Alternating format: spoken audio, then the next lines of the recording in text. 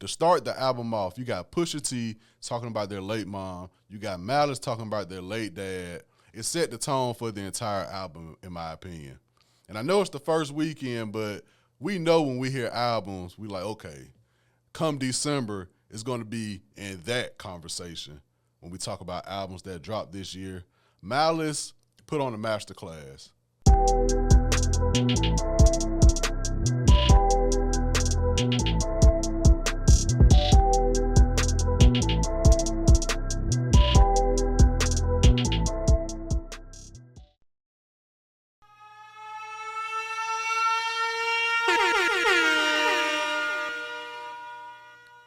Top of the Top, episode 291, Stash House Podcast. Your boy Tyler checking in. First time listeners, thank y'all for tuning in. If you tune in weekly, salute. Or if there's just an episode, saw some topics you may want to hear about, thank you for tuning in as well. Podcast available on all streaming platforms, Apple Podcasts, Spotify, YouTube. Subscribe to the YouTube page. Also like this video as well on YouTube. And subscribe to your preferred audio platform. Make sure you tell a friend or tell another friend, check out this show. All love is greatly, greatly appreciated. Hope everyone had a safe week, safe weekend. Do the same this upcoming week. This week episode, a lot to talk about in the music world. We got some new albums to discuss. First off, Clipse, God Sort 'Em Out. They reunite for their first album since 2009, alongside Pharrell on production. And also we got new Larry June, Cardo, they reconnect. Boldy James, Nicholas Craven, they reconnect. A lot of artists, producer collabs, reconnecting, reuniting this week. And before I get to these albums, I do want to say it was great to know these were the albums I had to talk about this week. But man, waking up Friday, seeing that I don't think none of these albums had more than 14 songs. I think Clipse had the longest at 40 minutes, if I'm not mistaken. So over the weekend, it was easy to have these albums in rotation. And I'm going to come back, give y'all my review on these albums. So sit back, relax, enjoy a new episode of Stash House Podcast. Let's get to it. So to start things off, let's talk about this new Clipse album, God Sort 'Em Out, 13 records, features. We got John Legend, Voices of Fire, Kendrick Lamar, Tyler the Creator, The Dream, Stove God Cooks, Ab Leva, and Nas. Now, to start things off with talking about this album, over the past few weeks, and you could tell from this podcast, I've been going back, listening to older music from the early 2010s. I did it with Ross and MMG. Last week when I talked about Drake, most of the week I went back, listened to old Drake albums and Drake songs. And with Clipse preparing for this project, not preparing for this project, but preparing for this episode to talk about this new project. Of course, like I say, Till the Casket dropped. Their last album came out in 2009. Hell Hath No Fury came out in 2006. But ladies and gentlemen, grab your seatbelts. Their first album, Lord Willing, the album with Grinding on it from Clipse, 2002. 2002. Now, I don't know if that means anything to anybody else, but me being 31, about to be 32 in a couple weeks, when I went back last week, and I did it on TikTok, I talked about Drake, Thank Me Later, came out 2010, the summer before my senior year of high school. And I was like, damn, that's crazy. So imagine my surprise when I went back and realized Grinding came out in 2002. Prime elementary school years for me.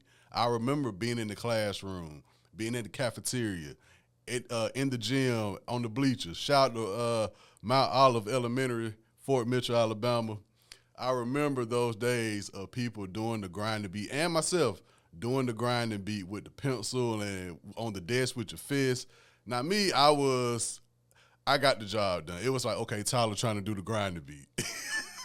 I was one of them, okay, Tyler trying to do the grinding beat. It was some people that was superb in doing the grinding beat. And we kids. Keep in mind, it ain't like we in high school. We are kids. And I remember seeing some kids just going crazy with the pencil, flipping the pencil up, catching it like a snare drum. So shout out to the kids who were great at doing the grinding beat as kids. Me, like I said, I ain't gonna come in here and flex or nothing. I was, Tyler trying to do the grinding beat. And staying with memory lane with Clipse. I'm going to get to this album, trust me, but I just love going down memory lane. When I got put on the Currency in high school, I went back, listened to his mixtapes. And I want to say in 2008, he had the Higher Than 30,000 Feet mixtape. Like I said, I ain't hear it till like 2011. But he had a song on there called Spit Vicious. And the beat always sounded like Uchiwali to me, but I never knew where the beat came from. Fast forward years later, probably, I want to say, this was post-pandemic. Maybe when Jadakiss, The Lots, and Dipset did the verses. I saw a Jadakiss verse on Twitter, and I was like, oh, this the Spit Vicious verse Currency had. And I'm thinking it's a Jadakiss song now, so I searched on YouTube. It was a Jadakiss feature on Clipse album, I'm Not Only You. I'm Not You, or something like that. I can't remember. One of my favorite Jadakiss verse, whoever said birds fly south for the winter's a damn lie. I got them right here. If I don't like you, the grams high. I take it or leave it. As soon as the fiend tasted they need it. Make them smoke it right in front of you to make you believe it. And that's from the Clipse Lord Willing album, the same album with Grinding on it. So just like some backstory, when I went back and listened to Clipse discography over the past few weeks, it just reminded me like, damn, that was 2002 that came out. So shout out to Clipse, shout out to Pharrell. I was kind of upset when I learned it was only Pharrell and not Chad. It wasn't the full Neptunes producing, but I was reminded very quickly Pharrell is still Pharrell. But I know him and Chad got like some legal issues going on. So hopefully Neptunes, they figure it out. It would have been great to know this was Clipse and Neptunes reuniting, but we know how the gang go to music business, man. Shiesty business. So while saying that, to talk about this album now, God Sort 'Em Out, I'm sure y'all going to hear it a lot. I am going to come on here and say it, but I forgot about Malice, man. I forgot Malice, and this is me going back, listening to their discography, knowing this was years ago. This 2025 now.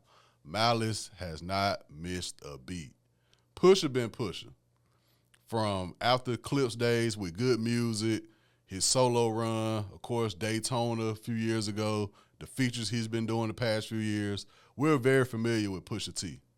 But Malice, and he even spoke on it on his Breakfast Club interview. They've been doing hella interviews. The rollout for this album, they went back to the mid-2000s, early 2000s era of interviews, album rollouts, media. Of course, the story is there. So you just want to know, like, okay, what's the behind the scenes? How long this been in the works? I watched their Breakfast Club interview. That's the only one I watched.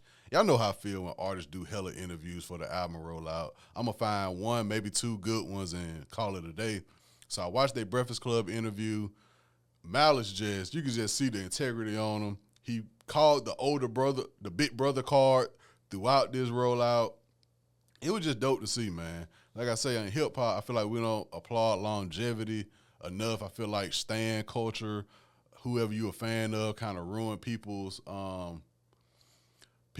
experience to discover new artists or check out other people's catalog. You know what I'm saying? If it's not for you, it's not for you, but don't let your fandom of one person take away from what this other artist has been doing for the past 2 decades. You know what I'm saying? So it was great to see their interview on the Breakfast Club. But Malice, shout out to Malice. I just want to start with that.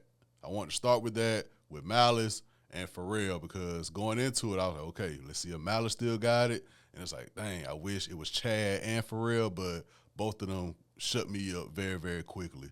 Now, to talk about this album, the intro, The Birds Don't Sing, one of my favorite intros in the past however many years. I'm trying to think. I know Freddie Gibbs, Alfredo, that intro is crazy still. Just in the past 5 years, off the top of my head, Freddie Gibbs, Alfredo, The Birds Don't Sing, Clipse.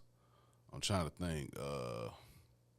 Whacked Out Murals, that was one. I can't think of the top of my head. I'm sure Larry June got an intro. What's the one? I'm going to talk about it later with Cardo, Cruise USA. That Green Juice in Dallas, that's a hard intro.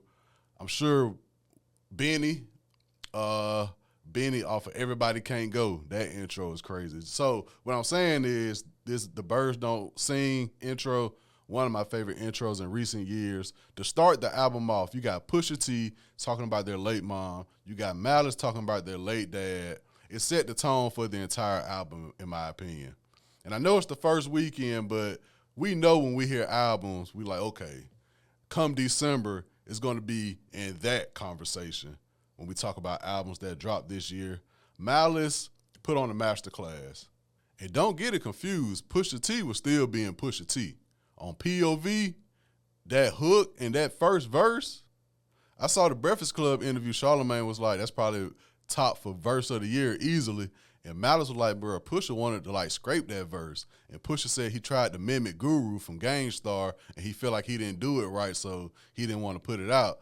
But that verse is tough. Talking about Zeus Network and yeah, master class. And keep in mind, y'all, I still held on to I wasn't listening to no songs. The only thing I heard before this album dropped was Pusha T verse on So Be It, where it allegedly talking about Travis Scott, but the more I listen to it, it could be Kanye too. Who knows? So when I heard Malice on Ace Trumpets, the way he came in, it was funny. I was like, dang, he sound like Mace. And on the interview, he was like, people get him confused with Mace because they had similar career routes and where they was in hip-hop and they took the religious route. They voice kind of slow talk the same when they rap a little bit. So he was like, he went to a club with Pusha or a lounge or something, and they announced, yeah, Pusha T and Mace in the building. And he was like, he don't be tripping. He's like, I can see the similarity. And I never thought about that. I never thought about that similarity till I listened to Ace Trumpets and watched these interviews. Because it was always more so Mace and Fab was kind of more similar to me than Mace and Malice. But I can see definitely with the careers and all that, I can definitely see the similarity.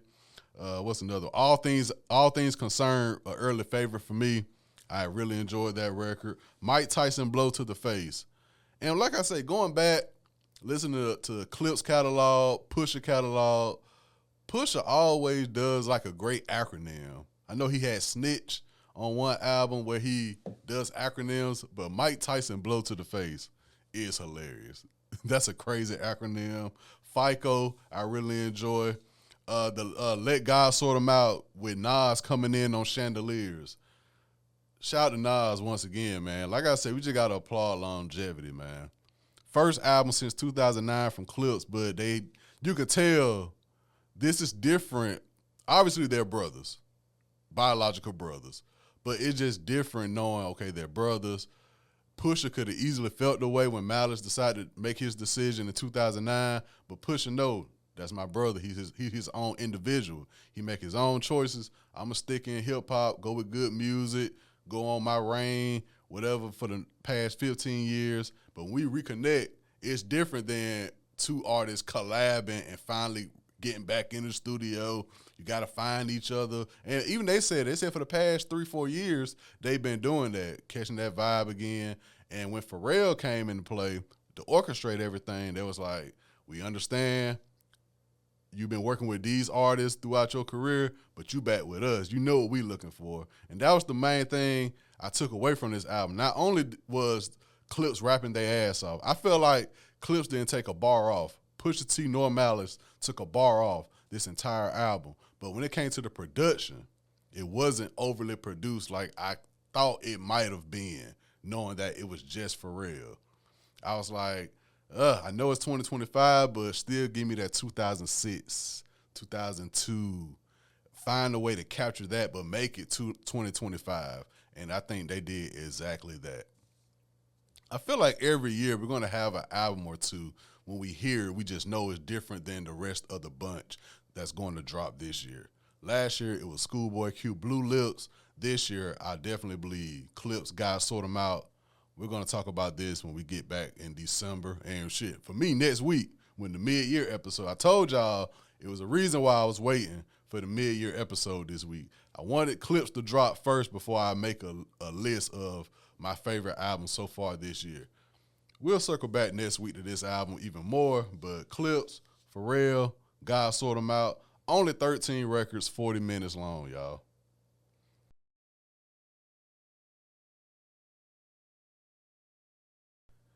Now, to keep things moving in the music world, let's talk about Larry June Cardo new project, Until Night Comes, 14 records, features. We got Uncle Herm, Black C, E40, Don Tolliver, Payroll Giovanni, HBK, Wiz Khalifa, and Richie Rich.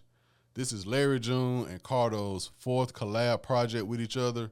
In 2020, we got Cruise USA, Into the Late Night in 2021, The Night Shift in 2023, and now we have Until Night Comes in 2025. We'll save the ranking from those later, but I do want to say, and it's been on my mind heavy for the past probably 2 years when it comes to Larry June and Cardo, Into the Late Night, that Red Book Chronicles is probably my favorite Larry June song. He got songs I love. Some songs I put on, I instantly know I can let this ride for the next however many, whatever. But when it comes to putting everything together and what I want to listen to when I say, okay, that artist, he was in his bag when he made this one, that Red Book Chronicles. You can visually see Red Book Chronicle. When he rapping, you can visually see. I don't know why he didn't do, I know in one of those vlogs, he did like a short video for it, but he should release it. He should release like a real video for Red Book Chronicles. I love that song. And this is Larry June's 2nd project this year. Of course, early this year with Alchemist and 2 Chainz, Life is Beautiful. I'm going to talk about that more next week as well on the mid-year episode. So it's what we expect from these two. I didn't expect anything different from Larry June and Cardo. Like I say, when it comes to certain artists, I'm completely fine with them sticking to what they know and them sticking to what their fan base want from them. When I hear Larry June and Cardo, I got a specific sound, a specific vibe that I know I'm going to get, and they always deliver. You know what I'm saying? Larry June said in an interview, going back to Currency, he was like, he was doing the trap Larry stuff mixed in with the Cardo vibe at the time, and he was like, Currency told him, like, yeah, the trap shit cool, but trust me, you're going to be around a lot longer if you stick to this vibe. This is what people relate to more. People wake up, drink smoothies, drink hot tea. They want to eat fruit, vegetables. They want to work out. They want to get their credit right. They want to ride nice cars, wear nice clothes. Like, this is what people relate to the most. Your fan base is going to always come back when you give them exactly what they want. And there's been times where he does the Days Loaf collab or whatever, but when Larry June stick to what his fan base love from him and Cardo, I'll never complain about it. And going back to consistency, like I talked about earlier, Larry June might be one of, if not the most consistent artist in the past however many years in hip-hop. I got Boldy James right next to him, but since 2019, Larry June has put out over 15 projects. And I know we're in the era of quality over quantity, but when the quality is shooting at a high percentage as well, it's hard to argue. It's very hard to argue. When you got projects with Alchemist that goes crazy, you got projects with Cardo that go crazy. That whole 2019 era going into 2020, he laid the foundation. Because I didn't really get put on till 2020. I heard of him, but the trap shit wasn't clicking like that for me. So in 2020, when I was going back, discovering artists or rediscovering artists, I was like, okay, this is different from the trap shit I was hearing from Larry beforehand. I like this vibe. And then that Cruise USA came, and that was it from that point. So I got to give it to Larry June, man. Merchandise. He give his fans something to fuck with him on outside of the music as well. And that's inspiring to me because I've been brainstorming that for the past 2 months.